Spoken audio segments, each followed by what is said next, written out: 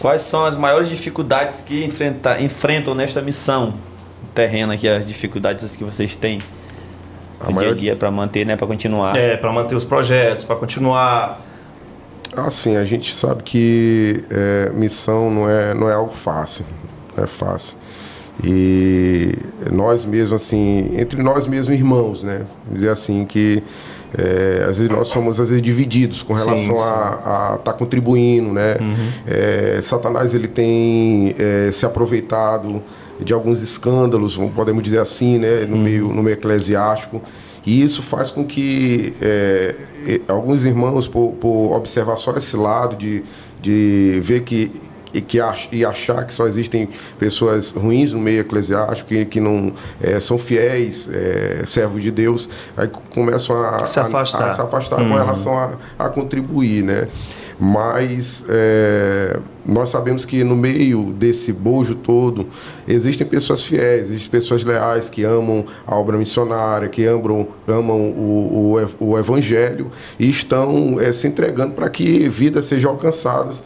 E essa é a maior dificuldade, porque quando o povo de Deus está unido, o Salmo 133 diz: ó, quão bom e quão maravilhoso é que os irmãos vivam em união. Você pode observar lá no final do Salmo que Deus derrama a sua bênção sobre o seu povo. E ali a prosperidade, quando o povo está unido, contribuindo com só objetivo, a obra missionária ela avança, né? E a gente vê a Bíblia, os filhos das trevas, eles são mais hábeis do que os filhos da luz, né? Porque eles se unem para um propósito, mesmo que seja maléfico, e acontece, né? Sim. Mas quando acontece no que tange aos filhos da luz, isso abunda muito mais quando o povo de Deus está unido e contribui para a obra missionária. Então, essa é a maior dificuldade. Todo o tempo vocês têm que estar resgatando, né? Mobilizando né? Para estar junto nas ações, né? Não é fácil estar mobilizando o irmão para estar junto nesses trabalhos, né? É muito dificultoso. Tem, por exemplo, um dia de sábado como esse, tem muitos irmãos que trabalham, sim. Mas outros, às vezes, tem a questão da liberdade de poder estar contribuindo e às vezes não contribui de estar lá, né? Está ajudando. Então é a maior dificuldade. Todo tempo vocês têm que estar trabalhando nisso, né? Na questão do ser humano mesmo. Porque a Bíblia própria diz, né? Rogai ao Pai, né, para que mande mais trabalhadores, porque a seara é grande, mas são poucos os ceifeiros, são poucos os que contribuem. Que vão para o campo, né? É verdade. Em todos os campos hoje em dia, viu? É complicado, né? Não, meu bem? Já foram mal recebidos, já? Não, no contexto de evangelização. Já pessoas amassam folheto, jogam na nossa cara, xingam. Isso faz parte do evangelho, né? A Bíblia diz: não é o servo maior do que o seu Senhor, né? Então, se fizeram comigo, vão fazer com vocês. Então, a gente não pode se achar melhor do que Jesus. Com certeza. Fizeram com ele, fizeram com os apóstolos, se sentiam Jesus Júnior, um superior a Jesus, né? E não vai acontecer com Jesus. Chamaram ele de Beelzebu, né? Que operava as maravilhas pelo maior dos demônios. Por que a gente não vai acontecer conosco? A Bíblia diz que a gente tem que nos regozijar quando acontecer isso conosco, né? Porque assim fizeram com os servos, os profetas antes de vós. Então é uma alegria sofrer o que Jesus Cristo sofreu, né? A gente, o homem espiritual, ele leva na esportiva, leva tranquilo, porque assim fizeram com Jesus Cristo. Então existem essas questões que acontecem, mas a gente tem que suportar, né? Com alegria, né? E sabendo que a gente está fazendo a coisa certa. Ruim é quando a gente está sempre sendo amado, sempre sendo querido, né? E tal, né? Porque a gente vive hoje num contexto do evangelho que ele todo mundo deve ser aceito, e o evangelho ele diz: vinde como estais, mas não permaneça como você está. Então o evangelho verdadeiro e genuíno é esse, né? E a gente cresce também, né? Justiça, né? A gente cresce no meio das adversidades, né? Das dificuldades, né? Pois a gente todo o tempo tá aquela história, a gente está lutando para nos tornarmos melhores, né? Do que ontem, sempre, né? Buscando melhor, se tornar melhor, né? Vocês pretendem expandir esse projeto ainda mais? E qual é o sonho e o objetivo desse projeto? Vocês têm alvo assim, tipo assim, rapaz, a gente quer que esse projeto chegue ao Maranhão todo. Sei lá, vocês têm um objetivo. Isso. Além de outros municípios. Já chegaram até Miranda, né? Assim, quem ama o Evangelho, ele quer que Jesus Cristo ele seja conhecido aonde tiver um coração, um ser humano, né? Porque onde tiver um coração, um ser humano, ali é um campo missionário. Então, o nosso desejo é que se expanda, ou que seja pela Semadej, ou que seja por qualquer outra denominação que pregue o evangelho genuíno, né? Sim, sim. Que vida seja alcançada, né? Porque a gente sabe que somente o evangelho tem o poder de transformar o ser humano. Maravilha. Então, é assim que nós pensamos. A hora que eu quero contribuir. O trabalho da Semadej já é referência. Aqui no Nordeste ele é referência. Em algumas,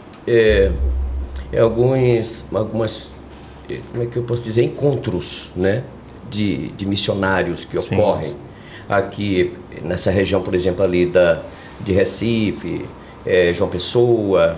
Então já se viu e se falou que a Semadej aqui em São Luís é uma referência no trabalho que faz.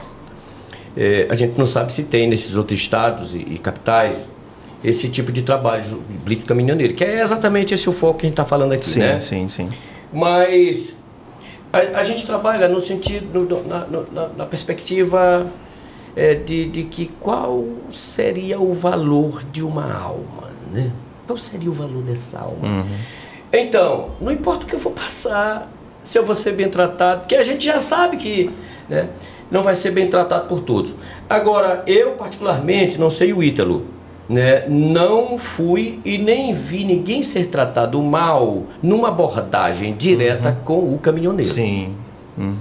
Eu não sei se essa questão, essa condição do ser dele, de estar sozinho, não é, de estar necessitado de uma palavra, de conversar, porque acho que ele passa o tempo todo lá conversando com o rádio, ouvindo música. Se tiver o rádio PX aí. Não é não? É hino, quem é crente, né? Quem não é. É uma vida solitária. É uma música aí dos anos 70, 80. Mas ele precisa interagir. E ele vai interagir com o que ele pode. É tipo aquela história, não sei se vocês já fizeram, mas eu já vi também pessoas que evangelizam em presídios, né? E sempre que eles vão conversar com os presos sempre estão dispostos a ouvir a palavra de Deus, porque é uma vida solitária. Em tese estão vulneráveis, né? Vulneráveis, né? Então é hora que você está fragilizado ali. Você precisa do apoio. A própria condição exige, né? Isso.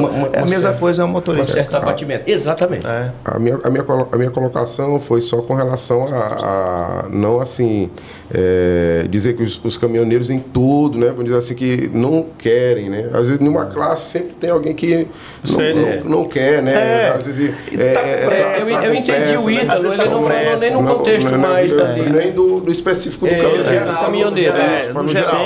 Não são todos, mas a gente sabe que na nossa categoria tem os asilados. Estão sempre com pressa, correria. Eu vou carregar, eu vou descarregar, eu não posso agora, depois. É sempre mas nunca, tipo assim, na nossa categoria nunca ninguém tratou vocês com arrogância. Não, todo mundo assim. Também não. Sim. Graças a Deus. E aí, já pensou em ter um podcast só seu? Contar a sua história, falar da sua empresa, mostrar o seu trabalho? Tudo isso com uma estrutura profissional aqui no Posto Vale, o maior posto do Brasil.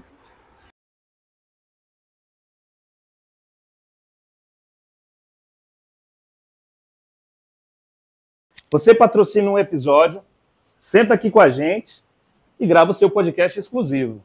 É visibilidade de verdade para gente de verdade. Empresário, lojista, vendedor. Quer mostrar o que você faz? Vem pro Rota 135 Podcast.